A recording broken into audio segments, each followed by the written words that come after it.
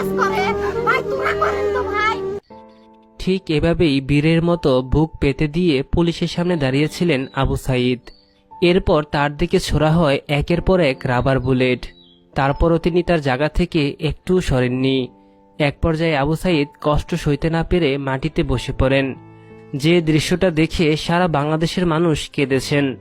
মাটিতে বসে পড়ার পর আবু সাঈদকে সবাই মিলে হাসপাতালে নিয়ে যায়। পরে চিকিৎসক তাকে মৃত বলে ঘোষণা করেন। যখন আবু সাঈদের পরিবার খবরটি পান, তখন পরিবারের সবাই কান্নায় ভেঙে পড়েন।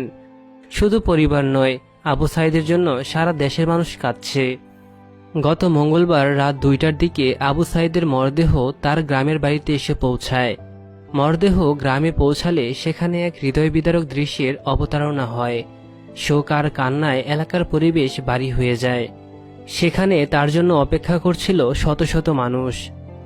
আবু সাঈদের বাবা মকবুল হোসেন পেশায় একজন দিনমজুর। টাকার অভাবে কোনো ছেলে মেয়েকে লেখাপড়া করাতে পারেননি তিনি। আবু সাঈদ ছোট থেকে ছিল অত্যন্ত মেধাবী। 9 ভাই বোনের মধ্যে সবার ছোট ছিল আবু সাঈদ। তাকে ঘিরে আকাশ সমান স্বপ্ন ছিল দরিদ্র বাবা মার। তাকে হারিয়ে মাথায় যেন আকাশ ভেঙে পড়েছে পরিবারটির। আবু সাঈদ নিজের চেষ্টায় লেখাপড়া করে এতদূর পর্যন্ত গিয়েছিলেন।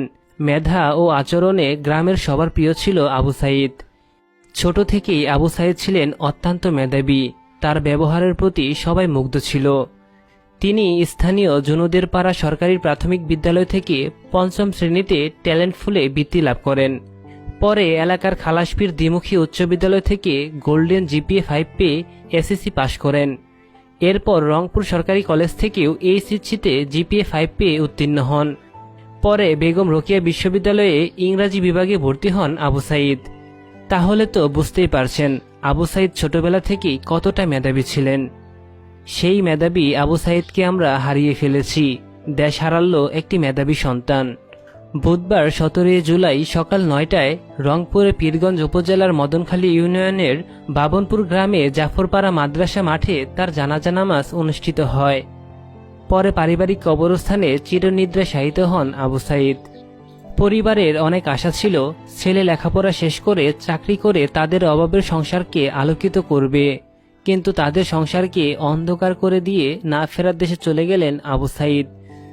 আবু সাঈদকে হারানোর যন্ত্রণা তার পরিবার কখনো ভুলতে পারবে না, আর দেশের মানুষও আবু সাঈদকে কখনো ভুলবে না।